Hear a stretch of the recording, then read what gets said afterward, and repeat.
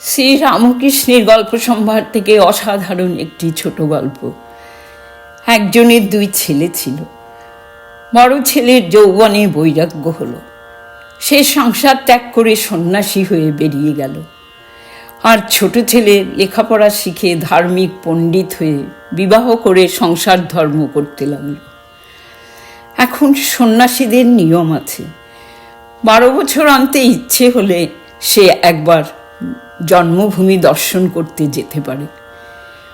ওই সন্ন্যাসীও 12 বছর বাদে জন্মভূমি দর্শন করতে আসে এবং ছোট ভাইয়ের জমি, চাষবাস, ধন, ঐশ্বর্য দেখতে দেখতে তার বাড়ির দরজায় এসে দাঁড়িয়ে তার নাম ধরে ডাকতে লাগলো।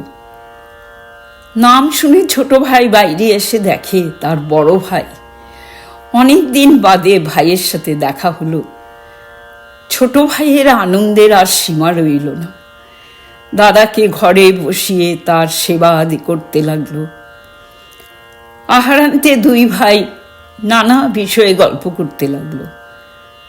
তখন ছোট ভাই বড় ভাইকে জিজ্ঞেস করলো, দাদা, তুমি যে এতদিন সংসারের সুখ ভোগ ত্যাগ করে সন্ন্যাসী হয়ে ফিরলে, এতে কি লাভ হলো?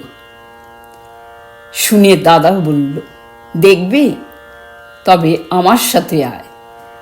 বলেই ছোট ভাইকে সঙ্গে নিয়ে বাড়ির সামনেই নদীর তীরে এসে উপস্থিত হলো এবং বলল, এই দেখ।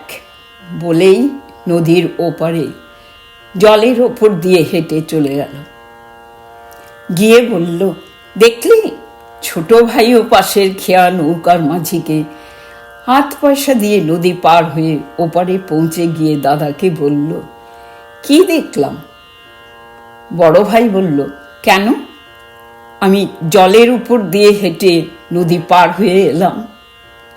ছোট ভাই হেসে বলল, দাদা, আমিও তো 8 পয়সা দিয়ে নদী পার হয়ে এসে গেলাম।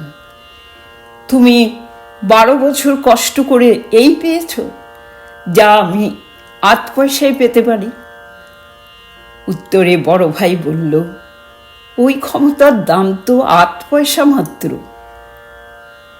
বড়র এই কথায় ছোট ভাইয়ের চৈতন্য হলো আর ঈশ্বর লাভে মন দিল।